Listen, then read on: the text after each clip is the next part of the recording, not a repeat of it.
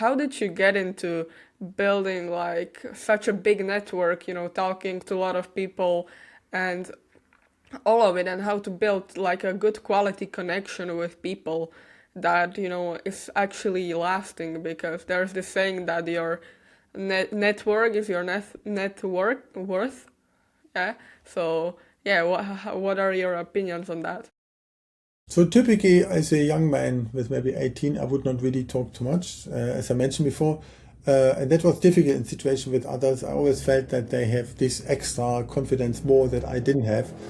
But then people recognize what I've been doing. Also, I wrote quite early on quite a bit, and that was a good starting point in university. I said, wow, apparently it's a great start out of school to say, okay, I'm not a shy person anymore. I'm just a normal student like everyone else, and I can do something. I've been a programmer before, then I started to study computer science, so there must be something that I would look what others do, that they would naturally ask me what I do as well. So I didn't see myself as below anymore, but rather on equal level.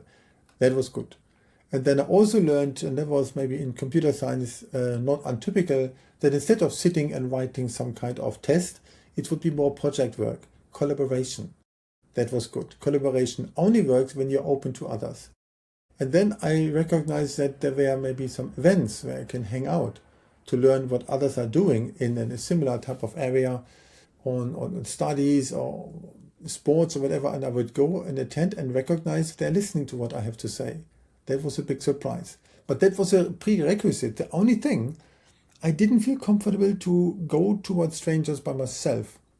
In the sense of, I go in a room of people, I don't know anyone, and then I say, hey, Katka, who are you? Where are you from? I would not normally do this. I would rather be the one who will be then treated by those who have more this type of extrovert side. And that took a while to overcome. I became a tour guide in the 90s to bring tours from Hamburg to London and Prague.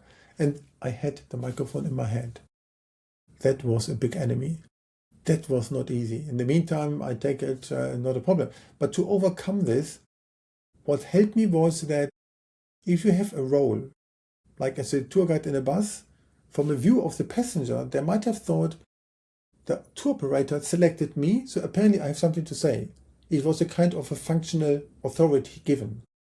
So then I had to just play my role and what I knew about, in that sense, London, that I could give this feeling of excitement for the destination, and that's what they liked and got good feedback. Then I realized, okay, I can talk to other people, so that's good. And then later, when I worked in Switzerland, I had more a close network. Swiss people are not typically that open. But when I came here and I didn't really know anyone and different language, I thought, let's be open. The tricky thing, so I started on that Monday, which was the 2nd of May, 2016, in a class of 6. Every week was a different module, different number of people. And we had to introduce. I said, cool, lovely. I like that. People were open.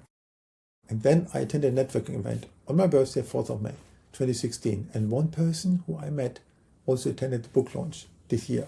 So that's quite fun. You stay in contact.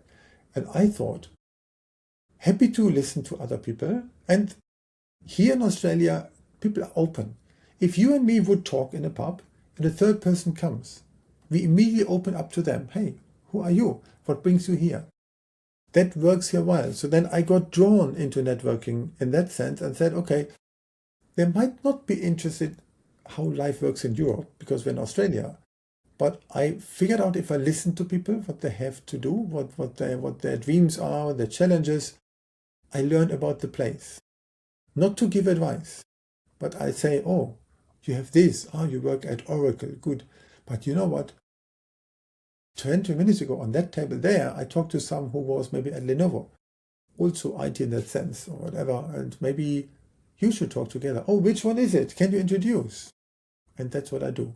I introduce people with each other so that then they can sort out and get the inspiration from it. And it is like paying forward into the universe, into karma, whatever it is, without the expectation of an immediate return. But that's how I built a network, based on helping others to connect themselves instead of saying, we do it better. No, nobody cares about another location. I'm now here. Big difference. Yeah, yeah, so many things to unpack. You were kind of put in those situations where you needed to go out of your kind of comfortable zone and, do all of this stuff, being a tour guide and all of it, because it was kind of either your job or you kind of had no other option, basically. But now in today's world, everybody, is just on the internet, which is of course a great, like, in general, networking platform, but all of them can be just closed behind the computer and behind like their profile, not really only talking through the messages.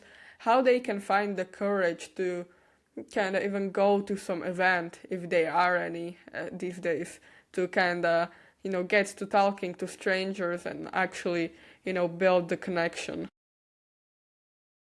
Yeah, number one, being in general open with curiosity into the life of others, without judging, learning from them.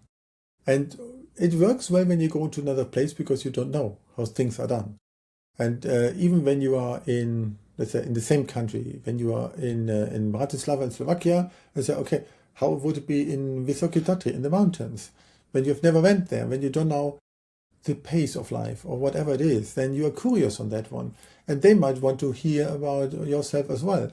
So play on the differences with the openness to learn, not to supersede one each other, but with that. I also learned if I have, as a shy person, some conversation starters in my head, it's actually working and helping to get something out, but not necessarily like, what do you work, where you at, and so that's too boring.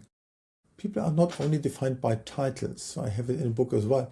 So then rather, it's good to ask sometimes when there's an event series, hey, have you been to this event series beforehand? How did you go last time? That's valid to ask when you then add also what interests you. That gets into and lets the other person talk. The main thing, the driver is not the one who's talking, but is the one who can ask well. When you see this part of networking also, that you can steer a conversation, but make it in a way that not only yourself are learning, but also the others. So the worst thing you can do when somebody asks you what are you doing, what brings you here, that you then talk for 20 minutes. No, they want to talk about themselves. So you need to give them room as well. Yeah. And to get that, you were talking a lot about this platform called LinkedIn, Mhm. and networking on there. And in one, I think, podcast, you said that, like, if you're a businessman and you don't have a LinkedIn, then you're not a business person.